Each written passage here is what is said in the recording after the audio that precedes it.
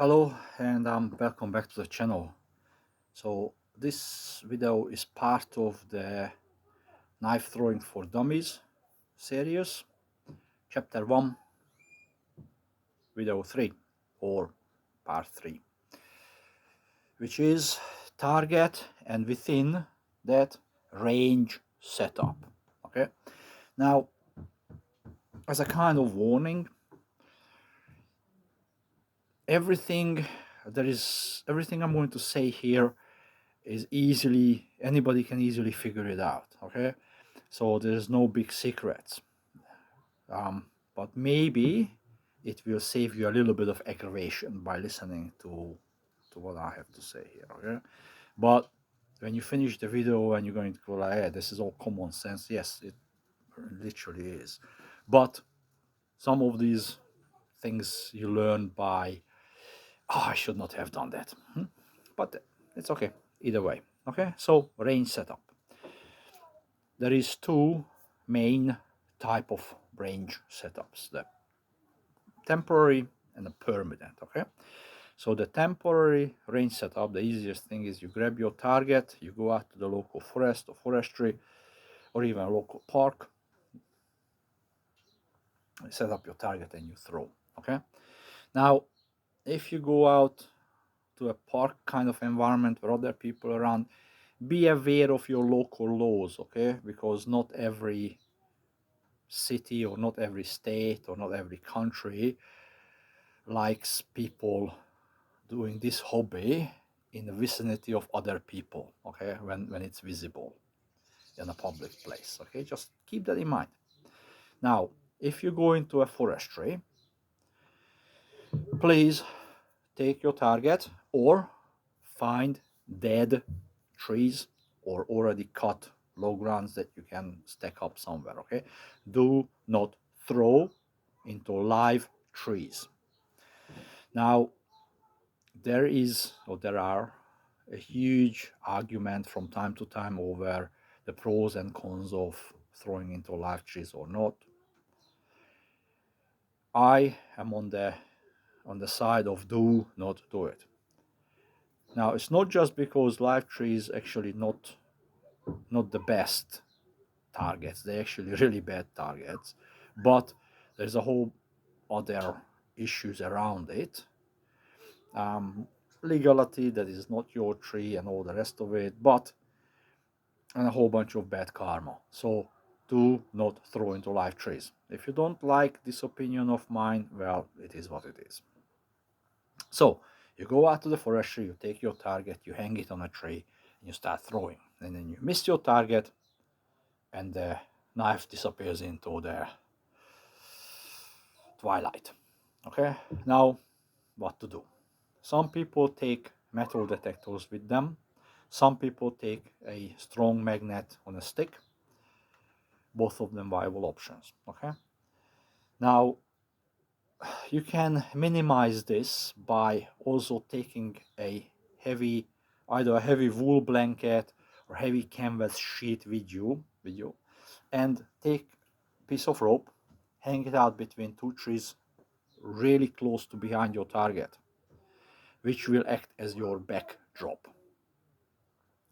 So as the knife missed the target, he hits what I should call a curtain, hits it, and it slides down, falls on the ground. Easier to find. They're still not going to be easy to find. Okay, so that's your easiest target setup. Now if you do that or have an outside target, these are really cheap. Okay, just from your local hardware store. That's a 7.5 meter one, so you don't need, at the beginning you don't need longer than that. You don't need to buy the big 20 meter or whatever 30 meter industrial tape. This is plenty. Okay, or you can just get yourself a piece of string and put knot at every meter. 32 meter here. So now I put a little loop with every knot, so that's 1 meter between this and this, and also with the loop I just put a close peg onto the loop. different colored pegs. So I could actually just have a quick look. Yep, that's 3 meter or 4 meter. Okay. Now, meterage is important even if you're learning no spin. Okay. Now I know that, or I am aware of, that no spin throwing is very closely associated with instinctive no spin. And everybody wants to be instinctive because then you don't have a sweet spot to throw from. But to get to there, which I will cover in later videos, you need to know at the beginning how far you are from the target. Okay, without going into more details, you will need to know that. And then as time passes, you become more and more instinctive, and I will cover this in detail. Okay, now, so either tape measure or something, or even you step it out, whatever way to do it, have your meterage. Okay, now an average person, and I don't know what's the today's politically correct way to say that, so I am 182 centimeter tall, which is around 6 feet. So my shoe is my normal average shoe outside is 30, just over 300 millimeter. Okay, so just tiny bit under a foot. So I can actually step out by heel to toe, 3 of those plus 1 across, that's 1 meter, give or take within a range. Okay, so you can do these kind of measurements as well, but you will need something at the beginning. Okay, now if you're blessed with a section where you can set up your permanent target outdoor or indoor. Okay, so let's go with the outdoor target first. Now, if you set up close to your house, then even if it's far, even if it's a little bit of distance away, be aware of the outside, the side, what I call deflectors. Okay, because lots of bounce backs go on an angle. So if you have side deflectors, if you have a house next to your target, is going to be protecting your house. If you have a window, whatever, nice cladding, all of that. And if you're not near your house, it will make easier to find your knives. Okay.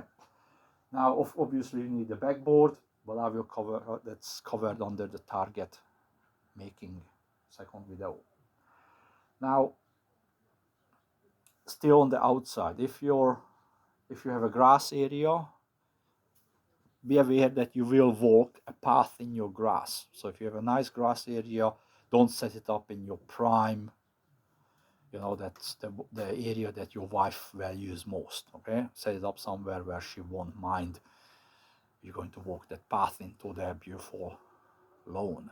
Or set it up properly, put some garden edging down, can be wood or plastic, and fill the between the path with either wood chip or marine carpet or artificial turf, artificial grass. Okay, you can also put down just ordinary old carpet, but be aware that that will rot.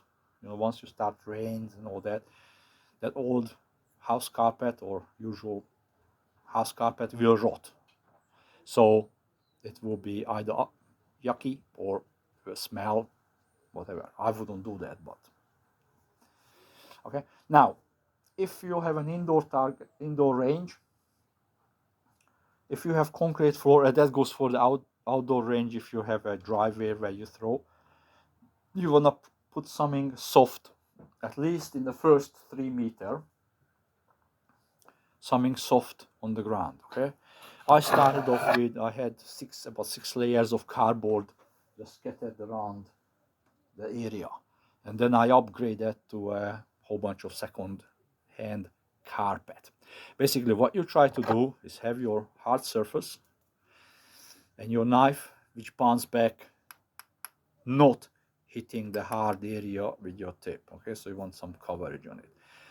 Now, a single layer carpet is a good start, but I would go at least 2 layers.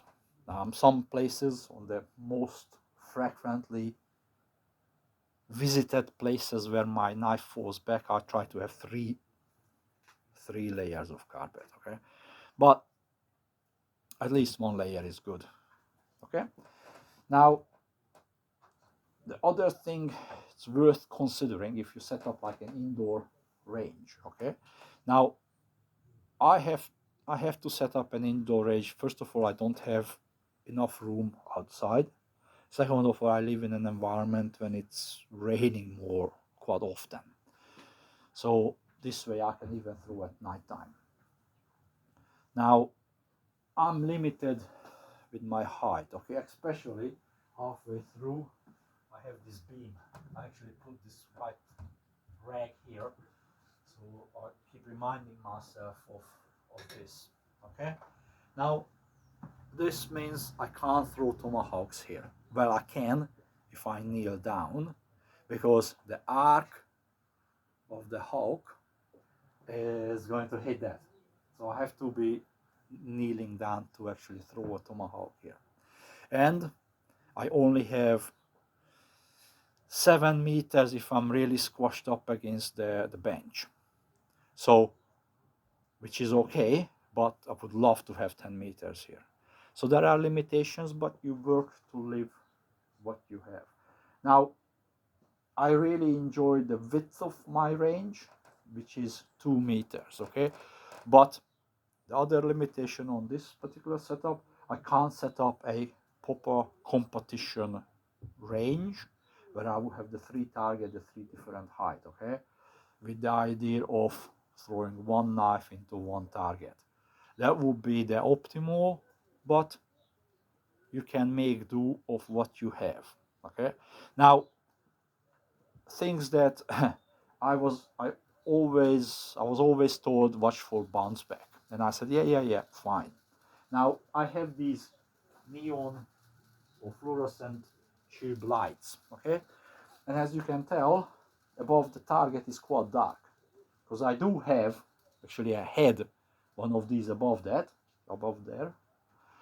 and guess what, a good bounce back, knife smashed into that's fall on the floor, and a gazillion little pieces of glass shard were all over, okay. So I actually thrown out that top layer of carpet because I couldn't pick out, like there was no way to pick out every little piece of glass, and that was quite annoying. So currently I don't have a light above there, but it was just a kind of reminder of, yes, bounce back. You have to be mindful when you're setting up a range about bounce back. Now with range, and I would say this would be about range safety, just remember that the bounce back happens really fast, okay. So if you have small kids that running around, don't have them in the bounce back area, and the bounce back area is up to 5-6 meters, okay.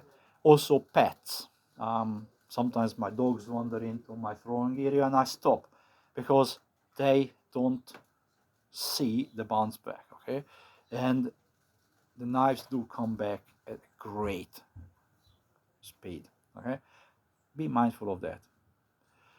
Knife throwing is a relatively safe hobby, but there are some safeties that you should be taking into consideration, okay. So other than that, this is it. As I said at the beginning, it's all common sense, but sometimes when people pointing it out to you, it's like, oh yeah, I never thought of that. But if you did, then you just wasted 15 minutes of your time. But if you enjoyed the video, give it a thumbs up, and I should come back and follow the series. Thank you. See ya.